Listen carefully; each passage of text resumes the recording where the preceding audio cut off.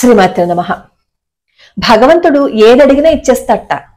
నువ్వు ధర్మబద్ధంగా ఏ కోరిక కోరినా భగవంతుడు తీర్చేస్తట. కానీ స్వామి నాకు భక్తిని ప్రసాదించయ్యా అంటే మాత్రం ఒక్క క్షణం ఆలోచిస్తారు. ఎందుకంటే భక్తిని ఇచ్చేశారు అని అనుకోండి, ఏం చేయాలి? బద్ధుడైపోయి ఉండాలి. ఆ భక్తుడికి ఊడిగం చెయ్యాలి. ఇంతమంది భక్తుల కోసం వచ్చేసారి చెప్పండి. అందుకే కాస్త భక్తినివ్వమంటే సంశయిస్తారేమో గాని నువ్వు ధర్మబద్ధంగా ఏ కోరిక అడిగినా ఆయన పాదాలు పట్టుకుంటే అనుగ్రహాన్ని ఇచ్చేస్తారు. అఫ్ కోర్స్ మనం ఏమి భక్తి ఇమ్మని చెప్పి అడగం అనుకోండి. ఎందుకంటే మనం కోరికలు కోరడానికి మాత్రమే భగవంతుణ్ణి పూజిస్తాం. కోరిక కోసం భగవంతుణ్ణి పాదాలు పట్టుకోవటం నేనేం తప్పని చెప్పను. ఎందుకంటే ముందు నువ్వు కోరికతో పాదాలు పట్టుకున్నా తర్వాత ఆయన మీద నీ మనస్సు నిలబడిపోతుంది. ఆ తర్వాత నువ్వు కోరిక తీర్చమని అడిగే స్థాయి కంటే చాలా గొప్ప స్థాయికి వెళ్ళిపోతాం. సరే, నేను ఈ మాట ఎందుకు చెప్తున్నాను అంటే మనం మన ఛానల్లో సర్వమంగళ అమ్మవారి ఆలయం గురించి ఎన్నో వీడియోస్ పెట్టుకున్నాం కదా. ఎన్ని వీడియోస్ చెప్పానో నేను అక్కడ జరుగుతున్న మహిమల గురించి. ముఖ్యంగా ఎంత ప్రయత్నించినా వివాహం కాని వాళ్ళు అక్కడికి వచ్చి బంగారపు తాళిబొట్టును కనుక మొక్కుకుంటే వివాహం జరుగుతుంది అని చెప్పి నేను చాలా సార్లు చెప్పాను. అక్కడికి వెళ్ళి వివాహం జరిగిన తర్వాత బంగారపు తాళిబొట్టుని సమర్పణ చేసుకున్న వాళ్ళు ఎంతో మంది ఉన్నారు. సరే, నాకు ఒక ఆవిడ మెయిల్ చేశారనమాట. అమ్మా, వివాహానికి మాత్రమే కాదమ్మా, అమ్మ పాదాలు పట్టుకుంటే ఏదైనా తీర్చేస్తుందమ్మా, నా జీవితమే ఉదాహరణ అంటూ ఆవిడ మెయిల్లో ఆవిడ కన్నీళ్లు పడిన ఆ పేపర్ మీద కన్నీటి చుక్కలు పడిన ఆ పేపర్ను కూడా ఫోటో తీసి నాకు పెట్టారు. ఈ ఫోటో నేను ఎందుకు పెట్టాను అంటే ఏదో నేను మిమ్మల్ని ఎమోషనల్ చెయ్యాలనో వేరే ఉద్దేశంతోనో కాదు. నేను మీకు ఈ మెయిల్ చేస్తున్నప్పుడు నాకే తెలియకుండా నా కళ్ళల్లో నుంచి ఆనంద బాష్పాలు వచ్చేసాయి. నేను ఒక బాధతో దాదాపుగా 14-15 సంవత్సరాల నుంచి నేను నరకమే అనుభవిస్తున్నాను. దాని నుంచి బయట ఎలా పడాలో తెలియలేదు. ప్రతి క్షణం నేను నరకాన్ని అనుభవిస్తూనే ఉన్నాను. అనుకోకుండా దాదాపుగా 1 సంవత్సరంన్నర 2 సంవత్సరాల క్రితం మీ వీడియో నాకు కనిపించింది. అప్పుడు నాకు వెంటనే అనిపించింది, మీరు చెప్తున్న మాటలు, అమ్మవారి రూపం చూడగానే అమ్మ తప్ప నా కష్టాన్ని ఇంకెవరూ తీర్చలేరు అని నాకు అనిపించింది. వెంటనే మీరు ఏ విధంగా అయితే చెప్పారో అలాగే నేను ఫోటోనేమో డౌన్లోడ్ చేసుకుని ప్రతిరోజు సర్వమంగళ అమ్మవారి అష్టోత్తరంతో నేను కుంకుమార్చన చేసుకుంటూ ఉన్నానమ్మా. దాంతో పాటుగా మాస శివరాత్రికి నేనేమో ద్రవ్యాన్ని సమర్పణ చేశాను. ఈ అమ్మవారి పాదాలు పట్టుకున్న తర్వాత నాకు వచ్చిన కష్టాన్ని తీర్చమ్మని నేను అమ్మవారిని అడగలేదు. నేను ఒకటే అడిగాను, అమ్మా నాకు శక్తినివ్వమ్మా, నీ పాదాలు పట్టుకునే శక్తినివ్వు, నిరంతరము నీ మీద ధ్యాస పెట్టే శక్తినివ్వు, ఈ కష్టాలన్నింటినీ తట్టుకునే శక్తినివ్వమ్మా అని మాత్రమే అడిగాను. నా కష్టాన్ని తీర్చు, నా బాధను తీర్చే మార్గాన్ని చూపించు అని నేను అడగలేదు. సరే, రోజులు గడుస్తున్నాయి. రోజులు గడుస్తున్నా గానీ నాకు ఏ మార్పు కనిపించలేదు. అయినా సరే నేను ఏ రోజు అమ్మవారిని నిందించలేదు, స్వామిని నిందించలేదు. మీరు అనవసరంగా ఈ పోస్టులు పెట్టారు అని చెప్పి నేను మిమ్మల్ని కూడా నేను తిట్టుకోలేదమ్మా. కానీ ఒక రోజు అద్భుతమే జరిగింది. ఇన్ని సంవత్సరాలుగా నేను పడుతున్న బాధ ఏదైతే ఉందో ఆ బాధ నుంచి దూరం అయిపోయే మార్గం నాకు కనిపించిందమ్మా. ఆ బాధని దూరం చేసే పరిస్థితి వచ్చింది. నాకు ఎంత ఆనందం అనిపించిందంటే నేను అసలు ఊహించలేదు. నా జీవితంలో ఇలాంటి ఒక రోజు వస్తుంది అని నేను ఊహించలేదు. అద్భుతమే జరిగిందమ్మా. అమ్మ పాదాలు పట్టుకుంటే అమ్మ ఏదైనా ఇచ్చేస్తుంది, అది నిజం, అది సత్యం అమ్మా అంటూ ఆవిడ కన్నీళ్లు పడిన ఆ పేపర్ తో పాటు ఆ మెయిల్ రాశారనమాట.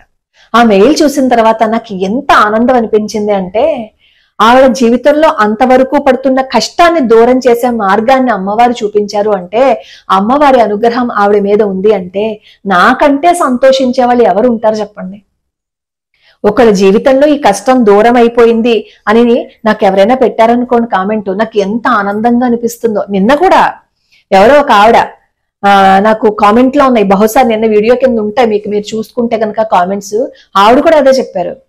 వాళ్ళెవరికో వివాహం కాలేకపోతే ఆవిడ మొక్కుకున్నట్ట, వివాహం అయిందిట. అలాగే భూమికి సంబంధించిన ఏదో ఒక వివాదం ఉంటే స్వామివారికి అమ్మవారికి మొక్కుకున్నట్ట. ఆ కష్టం నుంచి వాళ్ళు బయట పడిపోయారట. ఆ భూమి కూడా వాళ్ళ స్వాధీనమైందో అమ్ముడైందో రాశారు కామెంట్. నేనేం చెప్తున్నాను అంటే పట్టుకోండి అమ్మవారి పాదాలు. అసలు మీరు ఇంకా సంశయం వద్దు. నీలో సంశయం ఉంది అంటే నీలో ఇంకా అనుమానం ఉందన్నమాట. అమ్మ తీరుస్తుందా లేదా? అమ్మ అనుగ్రహం ఉంటుందా లేదా అని నీలో అనుమానం ఉందనమాట. నువ్వు ఎప్పుడైతే అనుమానాన్ని పక్కన పెట్టేసి అమ్మవారి పాదాలు పట్టుకుంటావో ఆ క్షణమే అమ్మవారి అనుగ్రహం నీ మీదకి వచ్చేస్తుంది ఖచ్చితంగా. అమ్మ మనకి ఏది మంచిదో అది చేస్తుంది. మనం తాత్కాలికంగా అనుకుంటాం, అయ్యో మా కోరిక తీర్చలేదు, వచ్చి నీ బాధ నుంచి బయట పడేలేదు అని అనుకుంటాం. ఒకసారి ఒక వ్యాపారం అనమాట, అతను ఉప్పు వ్యాపారి. ప్రతిరోజు ఉప్పు అమ్ముకుంటూ డబ్బులు సంపాదించుకుంటూ ఉంటాడు. ఆ డబ్బులు అతని జీవనానికి ఉపాధి అనమాట. ఒకసారి ఏమవుతుంది, ఆయన ఉప్పు అమ్ముకోవడానికి వెళ్తున్నప్పుడు విపరీతమైన వర్షం. ఆ వర్షం వచ్చి ఏమవుతుంది, మొత్తం ఉప్పు అంతా కరిగిపోతుంది. కరిగిపోయి అసలు అమ్మడానికి కూడా ఏమీ లేదనమాట. అప్పుడు ఆ భక్తుడు పరమాచార్య స్వామి వారితో మనసులో అనుకుంటాడు, నేను నిన్ను ప్రత్యక్షణం పూజిస్తున్నానే, నేను నిన్ను ప్రత్యక్షణం స్మరణ చేసుకుంటున్నానే, తినడానికి కూడా తిండి లేకుండా ఇప్పుడు చేసేసా, ఉప్పు అంతా కరిగిపోయింది, డబ్బులు లేకుండా అయిపోయాయని చెప్పి ఆయన తిరుగు ప్రయాణం అవుతున్నారు ఇంటికి. మార్గ మధ్యలో దొంగలు ఈ ఉప్పు వ్యాపారి దగ్గర డబ్బులు ఉంటాయేమో అని చెప్పి వచ్చారు. అతని దగ్గర పైసా కూడా లేదు. డబ్బులు ఒక పైసా కూడా లేకపోవడంతో అతన్ని వదిలేశారు. ఇప్పుడు ఆయనకి అర్థమైందనమాట ఆ ఉప్పు వ్యాపారికి, నిజంగా నా దగ్గర డబ్బులు ఉండుంటే, ఆ డబ్బులు ఇవ్వకుండా నేను పెనుగులాడు ఉండుంటే నా ప్రాణం తీసేసి ఉండేవారు కదా, బహుశా నా ప్రాణగండాన్ని ఇలా మహాస్వామి వారు తప్పించారేమో అని చెప్పి అతను ఎంతో ఆనందపడతాడు.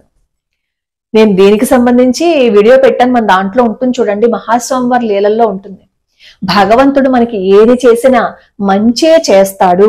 మనం భగవంతుడి పాదాలు వదలకుండా ఉంటే ఆవిడ అనుగ్రహం ఉంటుంది, ఆయన అనుగ్రహం ఉంటుందని నమ్మండి. శంకర మఠంలో ప్రతి మంగళవారం నవావరణ అర్చన జరుగుతుంది. 9 వారాలు ఎవరైతే నవావరణ అర్చనలో పాల్గొంటారో వాళ్ళకి అమ్మవారి అనుగ్రహం ఉంటుంది. అయితే కొంతమంది అంటుంటారు, మేము 9 వారాలు వెళ్ళామమ్మా, కానీ మాకేం అనుగ్రహం ఉంది? 9 వారాలు మనం వెళ్ళినప్పుడు మన మనసును కూడా మార్చుకోవాలి. అక్కడ అర్చన జరుగుతున్నంతసేపు మన దృష్టి కూడా అమ్మవారి మీద పెట్టాలి. అక్కడికి వెళ్ళినప్పుడు కూడా ఈ లౌకికమైన మాటలే మాట్లాడుకుంటాం.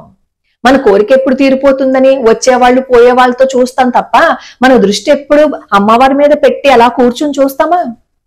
ఆ అర్చన జరుగుతున్నంతసేపు కూడా మనం మన దృష్టి అమ్మవారి మీద పెడితే ఎందుకు ఉండదు చెప్పండి అనుగ్రహం? అక్కడికి వెళ్ళి పిచ్చాపాటి మాట్లాడుకుంటూ అర్చన జరుగుతున్నంతసేపు కూడా కబుర్లే, ఏదో ఒక మాటలు. మనకి ఎప్పుడైతే భక్తి శ్రద్ధ అనేది ఉంటుందో అప్పుడు అమ్మవారి అనుగ్రహం ఉండి తీరుతుంది. ఇందులో మీరు వేరే అనుమానమే పెట్టుకోవాల్సిన అవసరమే లేదు. అలాగే ఈ అభిషేకం గురించి ఎవరైతే అడుగుతున్నారో వాళ్ళకి నేను ప్రతిరోజు కమ్యూనిటీ పోస్ట్ లో పెడుతున్నాను. దాన్ని ఒకసారి మీరు చూడండి. చూసి ఆ నెంబర్ కి మీరు ద్రవ్యాన్ని పంపించవచ్చు. అలాగే స్కానింగ్ కూడా పెడుతున్నాను. ఆ స్కానర్ లో కూడా మీరు స్కాన్ చేసి ద్రవ్యాన్ని సమర్పణ చేసుకోవచ్చు.